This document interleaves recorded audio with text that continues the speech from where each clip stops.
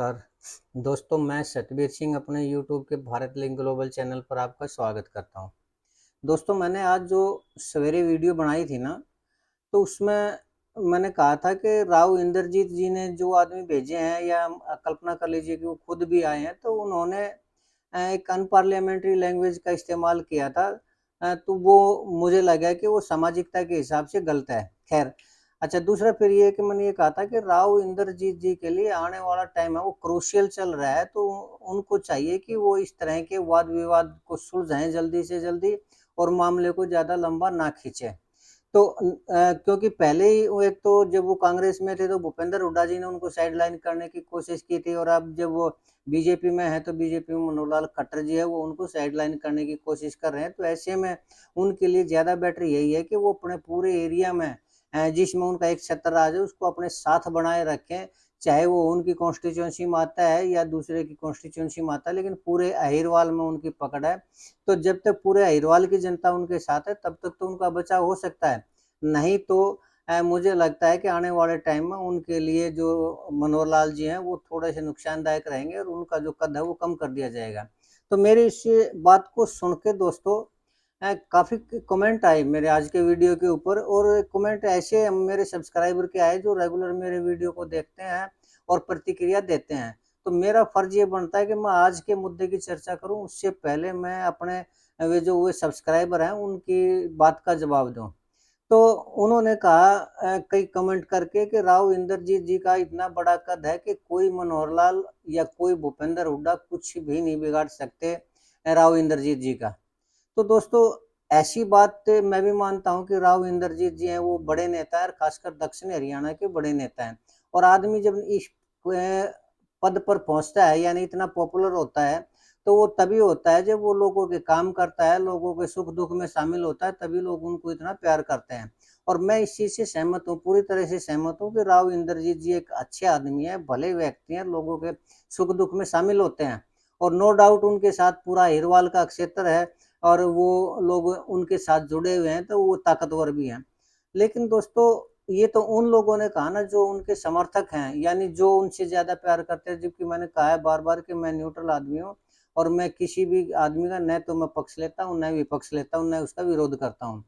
तो मैंने ये जो भी बातें कही हैं वो विश्लेषण किया है मैंने राव इंद्रजीत जी की राजनीति का, और वो विश्लेषण भी उन्हीं के बयानों के आधार पर किया है। मैंने अपनी तरफ से कुछ भी नहीं जोड़ा है। और वो बयान क्या है, अगर कोई भी आदमी थोड़ी बहुत भी राजनीति की समझ रखता होगा तो वो बयानों को देखकर ये अंदाजा लगा लेता है कि आदमी कहना क्या चाह रहा है और क्या चल रहा है। तो जब वो कांग्रेस में थे तो उन्होंने कहा था कि मैं भूपेंद्र हुड्डा के पास काम करने के लिए जाया करता, वहाँ घंटों तक बैठा रहा करता, और जो काम की लिस्ट दिया करता तो भूपेंद्र हुड्डा अपने सेक्रेटरी को बुला कह दिया करते कि मैं बाद में बताऊंगा क्या करना है। तो मुझे लगा करता कि मेरे काम नहीं होंगे, तो फिर मैं उनके पास गया भी नहीं। तो इससे साफ झलकता है कि भूपेंद्र हुड्डा ने उनको नेग्लेक्ट किया, उनके कामों को नहीं किया, और ये एक कद कम करने का एक तरीका होता है। तो जब उन्होंने ये देखा कि कांग्रेस के अंदर उनके काम नहीं होंगे, उनको साइड लाइन किया जा रहा है, तो फिर उन्होंने बीजेपी ज्वाइन की। लेकिन बीजेपी में भी जब वो आए आए तो थे मुख्यमंत्री बनने के उसमें, लेकिन जब मनोहर लाल खट्टर जी बन गए तो मनोहर लाल खट्टर जी ने देखा कि तो इतने बड़े नेता है कि कल को अगर ये और ज्यादा ताकतवर हुए और ये इन्होंने पार्टी छोड़ दी तो ये बीजेपी के लिए नुकसानदायक हो सकते। क्यों? क्योंकि 2014 में जो बीजेपी की सरकार बनी थी वो उनके उस पर बनी, राव इंद्रजीत जी के सहयोग से ही बनी थी। अन्यथा मैं मानता हूँ कि हरियाणा के अंदर अगर राव इंद्रजीत जी इतने मजबूत नहीं होते तो बीजेपी की सरकार नहीं आती। ये मैं सहमत हूँ इस चीज से। लेकिन दोस्तों, फिर वही बात आती है कि राजनीति है ना, जैसी होती है उसके जैसी दिखाई देती है उससे ठीक विपरीत होती है। तो राव इंद्रजीत जी को कम करने के लिए मनोहर लाल खट्टर जी ने भी जो काम किए, उनके मतलब उनको नेग्लेक्ट किया, अवॉइड किया या उपेक्षित किया, वो खुद उन्होंने बयान दिया था पीछे से। राव इंद्रजीत जी ने जब नायब सिंह सैनी जी आए थे तो उन्होंने नाम तो नहीं लिया, लेकिन ये कहा था कि पूर्व मुख्यमंत्री उन्होंने हमारे क्षेत्र का काम नहीं किया और इस सरकार बनी है जो हमारे आदमी के कारण बनी है। तो उसका जवाब भी नायब सिंह सैनी जी ने उनके खिलाफ बयान दिया था। तो उन्हीं के बयान के आधार पर मैंने कहा था कि बीजेपी में भी राव इंद्रजीत जी के लिए अब कोई जगह नहीं है। आने वाला टाइम है वो उनके लिए क्रूशियल टाइम है। तो उन्हीं के बयानों के आधार पर ही मैंने ये विश्लेषण किया था। तो मैं अपने उन दर्शकों को ये बताना चाहूंगा कि मेरा राव इंद्रजीत जी से किसी भी तरह की कोई नाराजगी नहीं है। और अब बारी आती है इस मामले की, भगवानपुर मामले की। तो भगवानपुर मामले में मैंने कहा, भेजे हुए क्यों कहा था कि राव इंद्रजीत जी के भेजे हुए, वो इसलिए कहा था कि जो आरती राव जी की अपमान की जो मुद्दा उठाया है, वो 10 दिन के बाद उठाया, 10-15 दिन के बाद। ये बात तो पहले हो चुकी थी, लेकिन अब उस बात को उठाना, इसका मतलब ये है कि सोची समझी एक प्लानिंग के तहत किया गया। तो ऐसी प्लानिंग कौन कर सकता है? वही कर सकता है जिसके खिलाफ आंदोलन किया जा रहा हो, जिसके खिलाफ धरना किया जा रहा है, और वो राव इंद्रजीत जी के खिलाफ किया जा रहा है। तो भी इसलिए उन्होंने ये जो आदमी आए हैं, ये उनके भेजे हुए हैं। लेकिन अगर ये उनके भेजे हुए भी हैं तो इसमें कोई भी बुरी बात नहीं है, क्योंकि जिस आदमी के खिलाफ धरना प्रदर्शन होगा तो वो अपनी बात का जवाब तो देगा ही देगा। इसमें मैंने ये बिल्कुल भी नहीं कहा था कि वो क्यों आए। ये हक है उनका, विरोध करने का हक है, भगवानपुर की पंचायत का विरोध करने का हक है, या किसी का भी करो, चाहे वो हॉस्पिटल को कहीं पर भी ले जाओ। हॉस्पिटल तो अगर बनेगा तो भगवानपुर में, नहीं तो कहीं और बनेगा, वहां भी लोगों को उसका बेनिफिट तो होगा ही होगा। तो इससे फर्क नहीं पड़ता कि हॉस्पिटल भगवानपुर में बनता है या भगवानपुर के बाहर और किसी गांव में पड़ता है। मैंने सिर्फ ये कहा था कि वो जो लैंग्वेज यूज हुई थी, वो लैंग्वेज थी वो उचित नहीं थी। मैंने सिर्फ उसका विरोध किया था। बाकी जिन्होंने लैंग्वेज का यूज करना है वो जाने, या उस क्षेत्र के लोग जाने, क्योंकि मेरा दक्षिणी हरियाणा से कोई संबंध नहीं है। अच्छा, अब बारी आती है आज के मुद्दे की। तो मैंने कहा था कि भगवानपुर के का जो बेड का ये हॉस्पिटल वाला मामला है, इनको अगर राव इंद्रजीत जी अपने आदमियों को भेज सकते हैं, तो भगवानपुर वालों को भी थोड़ा प्लानिंग से चलना पड़ेगा। और अब तक की जो उनकी प्लानिंग है वो मेरे हिसाब से बहुत कमजोर प्लानिंग है। क्यों? क्योंकि जो भी मैं वीडियो वगैरह देखता हूँ धरना प्रदर्शन की, वहाँ 10-15 आदमी बैठे दिखाई देते हैं, और 10-15 आदमियों की जो आवाज है वो एक तरह से नकार खाने में तूती जैसी आवाज है।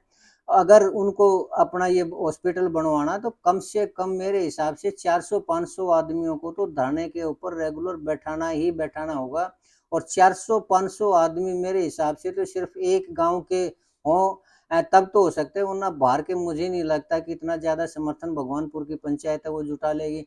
मौखिक रूप से तो वो कह सकते हैं कि उन्होंने समर्थन दे दिया, उन्होंने समर्थन दे दिया, लेकिन जो वहाँ बैठे हुए आदमी दिखाई दे रहे हैं, उनकी संख्या के आधार पर कहा जा सकता है कि उनको समर्थन नहीं मिल रहा है। और अगर उनको समर्थन नहीं मिल रहा तो वो अपने मकसद में कामयाब नहीं होंगे। और वैसे भी अगर देखा जाए तो भगवानपुर की जो पंचायत है, न तो वो राव इंद्रजीत जी के लोकसभा के क्षेत्र में आती है, न उनकी बेटी जो आरती राव जी है, न उनके विधानसभा के क्षेत्र में आती है।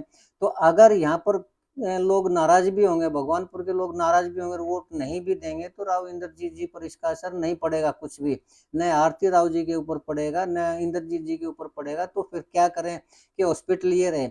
अच्छा, दूसरा, इस मामले में कई बार लोग ये कहते हैं कि आप भगवानपुर का इतना ज्यादा वो क्यों ले रहे हो। तो मैं सिर्फ इसलिए भगवानपुर की पंचायत का जो समर्थन इसलिए कर रहा हूँ कि राव इंद्रजीत जी ने वास्तव में जो 10 एकड़ जमीन ली थी, ये कह के ली थी कि हॉस्पिटल भी यहाँ पर 200 बेड का हॉस्पिटल बनवा दूंगा मैं, अगर आप लोग ये वाटर वर्क्स के लिए जमीन दें तो। और इसी कंडीशन पे जब राव इंद्रजीत जी को जमीन दी गई थी, यानी सरकार को जमीन दी गई थी, तो अब ये उनका फर्ज बनता है कि वो वहां पर हॉस्पिटल बनवाएं।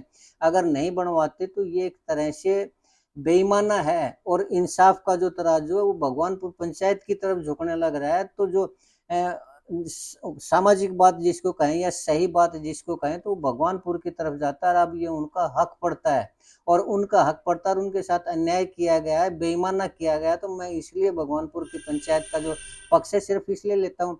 नहीं तो मुझे क्या मतलब, अगर वो हॉस्पिटल भगवानपुर में बनता है, या 2 गांव आगे चल के बनता है, या 2 गांव पीछे चल के, जहां भी बनेगा वो लोगों को तो फायदा तो होगा ही होगा। लेकिन उनके साथ अन्याय हुआ है भगवानपुर के साथ, तो मैं उस पक्ष में अपने विचार रखता हूँ और वीडियो बनाता हूँ। तो अब भगवानपुर वालों को चाहिए कि ज्यादा से ज्यादा संख्या के अंदर वहां पर लोगों को लेके आए, राजनीतिक समर्थन प्राप्त करें। और राजनीति के साथ साथ और दूसरे, अगर भीड़ जुटानी है तो कम से कम कलाकारों को बुलाकर उनके मनोरंजन के लिए, ताकि भीड़ वहां पर बैठी रहे, जमी रहे, और एक मानसिक रूप से प्रेशर बने।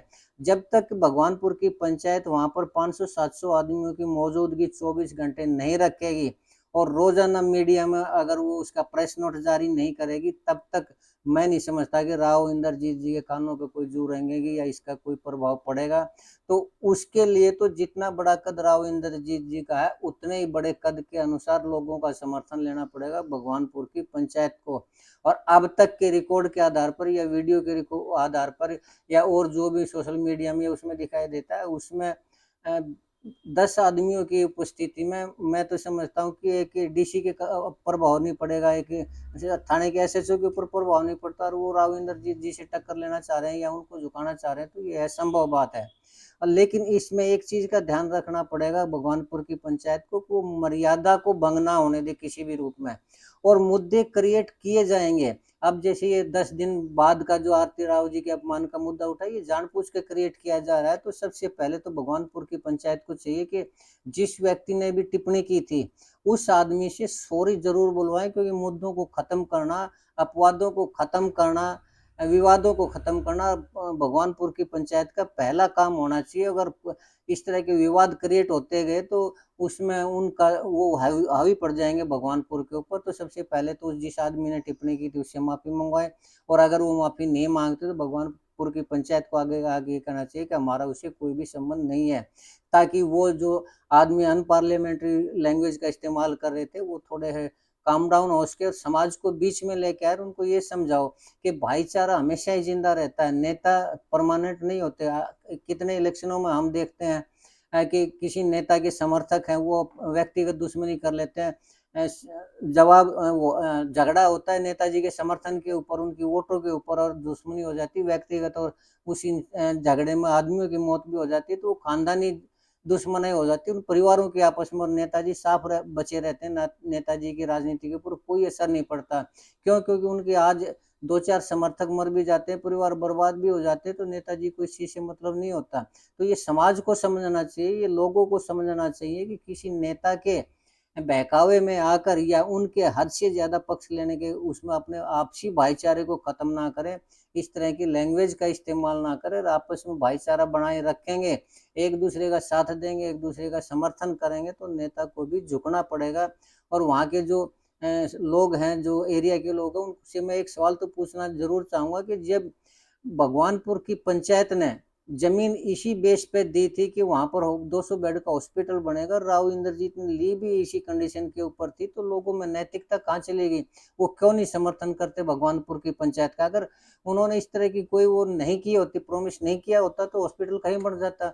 न मैं भगवानपुर की पंचायत के साथ होता, न मैं अपील करता, न और कुछ करता। तो जो जायज है वो जायज होना चाहिए, उसका साथ देना चाहिए।